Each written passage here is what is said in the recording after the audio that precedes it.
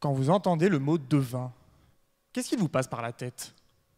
Bon, probablement des cartes, ou bien une boule de cristal. Mais qui parmi vous penserait à des chiffres, à des racines carrées? Eh bien, figurez-vous que les mathématiques me permettent de prédire certaines choses. Pour cela, j'ai à ma disposition un modèle mathématique, c'est-à-dire une traduction en langage mathématique d'un phénomène réel. Dans cette langue, on applique des calculs, des théorèmes qui permettent, une fois revenus dans notre langue française, de décrire notre événement dans le futur. On décrit par exemple la météo, les épidémies et même l'évolution financière. Alors non, je ne prédis pas les résultats du loto. Et je ne suis pas non plus l'almanach des sports, c'est-à-dire que je ne prédis pas non plus les résultats sportifs. Non, ce que je prédis, moi, en revanche, ce sont les déplacements des individus au sein d'un groupe. Foule de personnes, nuées d'oiseaux ou bancs de poissons, par exemple. Dans un mouvement collectif, il arrive parfois qu'au bout d'un moment, tous les individus se déplacent dans la même direction et à la même vitesse. C'est ce que l'on appelle l'équilibre.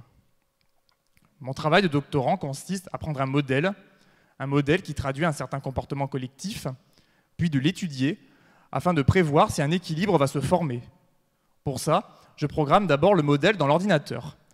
Celui-ci m'affichera à l'écran des points qui bougeront en fonction des informations dont le modèle dispose. Cela me permet d'avoir une idée de si un équilibre va se mettre en place. Et après, je dois démontrer par des calculs ce que l'ordinateur me montre. Prenons un exemple. Un jour, j'étais chez moi et j'ai demandé à des amis de passer me voir. Je leur avais proposé de marcher dans mon jardin en respectant seulement 3 règles. D'abord, chacun devait marcher en respectant une distance de 40 cm avec les autres. Ensuite, tout le monde devait marcher en ligne droite et à vitesse constante quand la distance des 40 cm était respectée. Et enfin, personne ne devait quitter le groupe.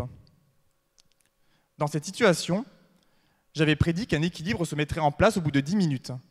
C'est ce que l'ordinateur m'avait affiché et je l'avais démontré par des calculs ensuite. Ma prédiction était-elle juste?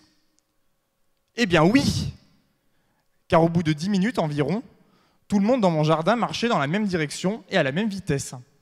Tout ça parce que l'arrosage automatique de mon jardin s'est enclenché. Et donc l'équilibre que j'ai prédit correspond au fait où tous mes invités se sont jetés sur moi parce qu'ils étaient tous trempés. Pardon? Comment ça, je n'ai rien prédit du tout? Vous insinuez que c'est moi qui ai allumé l'arrosage, c'est ça?